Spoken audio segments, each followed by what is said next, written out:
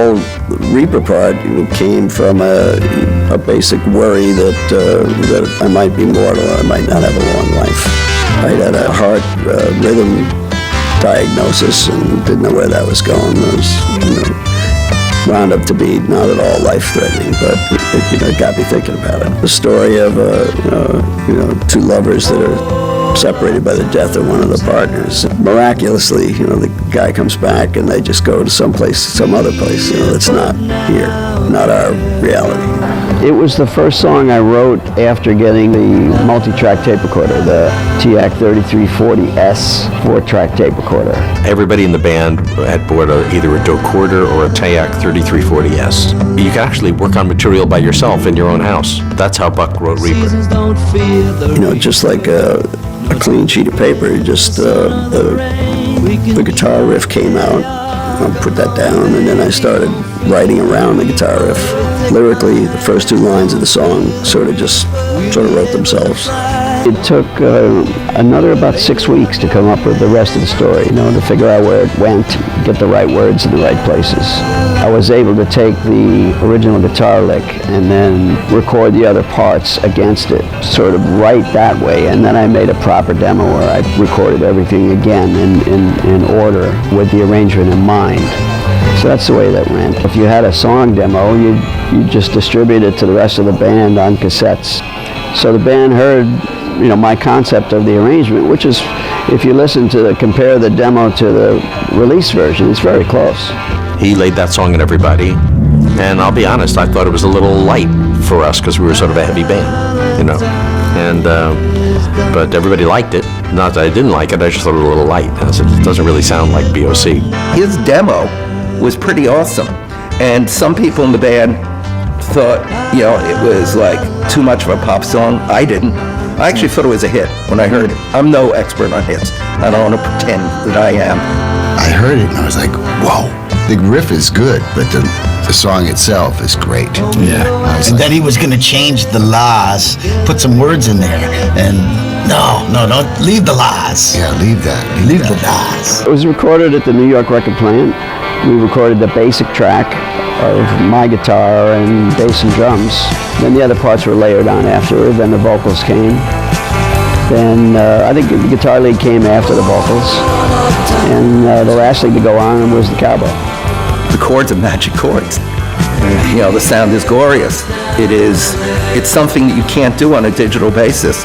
There are all sorts of acoustical ambiences, that were mixed into the song and recorded into the song. People are controlled by that very strange, very angular solo.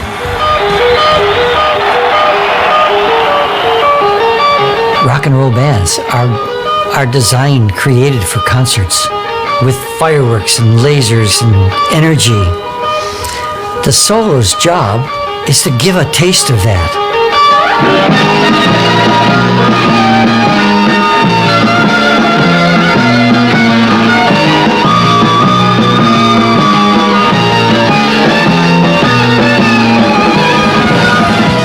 Of course, it was a hit. And we were not used to having a hit. We were always like a scrabbling band trying to inch its way up. And all of a sudden, here's an album with a hit on it. Yeah, we were very comfortable being sort of like an album-oriented, semi-underground band. And when Agents of Fortune came out, and of course, Don't Fear the Reaper became a good hit for us, the venues got larger, and the touring got more fun. There's no doubt about that. No doubt at all. I never envisioned it to be what was then known as an AM hit, AM radio, but I definitely thought it would be an album cut hit, It just sounded really good, So I was confident that it was going to get a lot of FM airplay, And which it did, but then when it started to climb the pop charts, that was kind of a surprise. Eric Bloom is always sang the harder material in our band. I would write songs that would fit the way I sang, which tended to be the more mellower stuff, the more introspective stuff. And when The Reaper became a hit, that was odd because then there's two axes of vocals in the band. And I thought we juggled that pretty well, Cowbell. one of David Lucas's suggestions was to add a cowbell, which kind of like everybody like looked at David and said, "Are you out of your mind?" Yeah, really? Cowbell? I just felt it needed 4 on the floor. It needed a linear drive. And the cowbell is not particularly loud on the actual mix. Well, the cowbell is really loud on the radio. And the radio compressors bring the cowbell to the forefront. It's an artifact of the radio compressor. It's not particularly loud on the actual mix. Definitely taking on a philosophical reference. Rising above your problems. Like you have a problem and you resolve it. Just by put more cowbell More on it. cowbell. It means that you overcome your problems. So I'm like, wow, that's cool. Yeah, we didn't know that was coming, but, I got a phone call, turn on Saturday night. Why, right now? I saw like the last 20 seconds of it, and then I can't remember how I saw it again. I guess it was rebroadcast, that's how. Anyway, it's hilarious. And my first feeling was relief that they didn't savage us somehow. The whole idea that that the cowbell was going to be pivotal to Don't Fear the Reaper is such a ridiculous concept that it's actually really funny. And Christopher Walken was just amazing.